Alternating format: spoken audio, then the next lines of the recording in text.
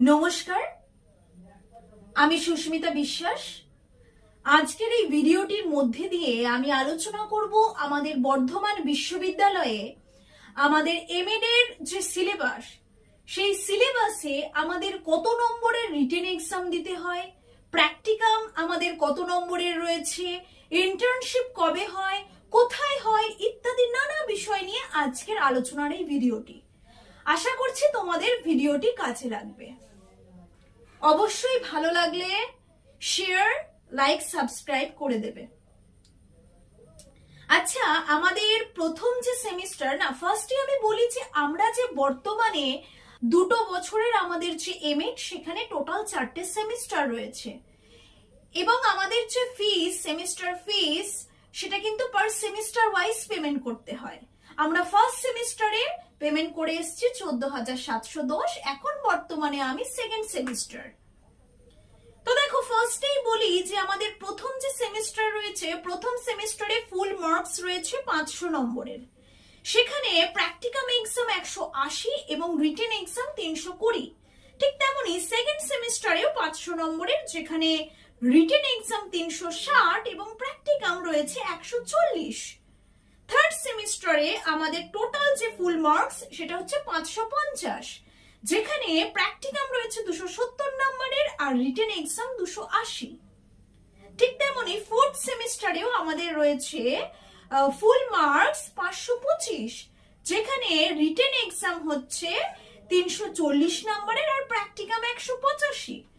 যদি আমরা 4টে semester plus করি তাহলে দেখা যাবে আমাদের টোটাল যে মার্কস সেটা হচ্ছে 2075, যার মধ্যে 1300 নম্বরের রিটেন এক্সাম প্রত্যেকটা সেমিস্টার মিলিয়ে এবং 775 নম্বরের হচ্ছে প্রত্যেকটা সেমিস্টার মিলিয়ে প্র্যাকটিকাম বা ইন্টারনাল অ্যাসেসমেন্ট, সেম বলতেই পারো। তবে ডেফিনিশনের দিক থেকে কিন্তু প্র্যাকটিকাম আর ইন্টারনাল অ্যাসেসমেন্ট কিন্তু আলাদা জিনিস। তো দেখো, আমাদের প্রথম যে সেমিস্টার রয়েছে, প্রথম সেমিস্টারে টোটাল 6টা কোর কোর্স রয়েছে, যার মধ্যে 4টে কোর কোর্সের রিটেন এক্সাম দিতে হবে এবং বাকি 2টো কোর কোর্সের কোনো রিটেন এক্সাম হয় না, বাট প্র্যাকটিকাম রয়েছে 50 নাম্বারের, যেখানে বাকি কোর কোর্সগুলোর প্র্যাকটিকাম রয়েছে 20 মার্কসের। ওকে, নেক্সট হচ্ছে সেমিস্টার 2। সেমিস্টার 2তে আবার 5টা কোর কোর্সের রিটেন এক্সাম হয়, বাট একটা কোর কোর্স যেটা 206, তার কোনো রিটেন এক্সাম হবে না, যার জন্য তার যে প্র্যাকটিকাম যে মার্কস সেটা হচ্ছে 50। সেমিস্টার 3তে আমাদের ইন্টার্নশিপ রয়েছে, যদিও সেমিস্টার 2তে কয়েকটা দিনের জন্য, 7-8 দিনের জন্য আমাদের ইন্টার্নশিপ কয়েকদিনের জন্য হবে। দেন সেমিস্টার 3তেও ওই মোটামুটি 7-10 দিনের জন্য হবে।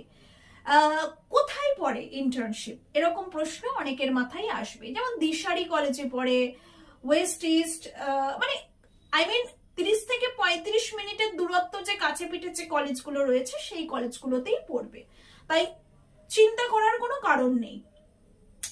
নেক্সট দেখো, যে ইন্টার্নশিপ তো বললামই, সেকেন্ড সেমিস্টারে কিছুটা সময় দিতে হবে ইন্টার্নশিপের জন্য, আর থার্ড সেমিস্টারে ইন্টার্নশিপের জন্য ডিসার্টেশন পেপার রয়েছে। থার্ড সেমিস্টারেও ডিসার্টেশন পেপার রয়েছে আর ফোর্থ সেমিস্টারেও ডিসার্টেশন পেপার রয়েছে।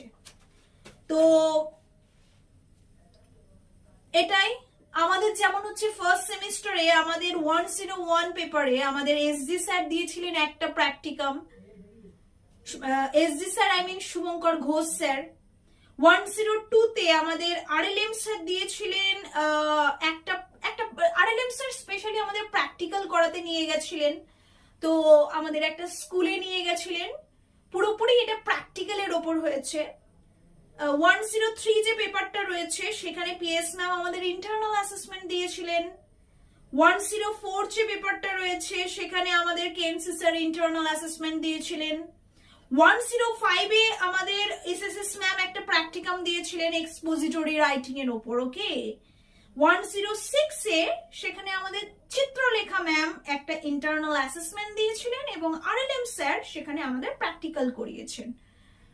মানে তোমরা যখন করবে তখন দেখবে প্র্যাকটিক্যালও রয়েছে, প্র্যাকটিকামও রয়েছে, তোমাদের বোধ কিন্তু করতে হবে।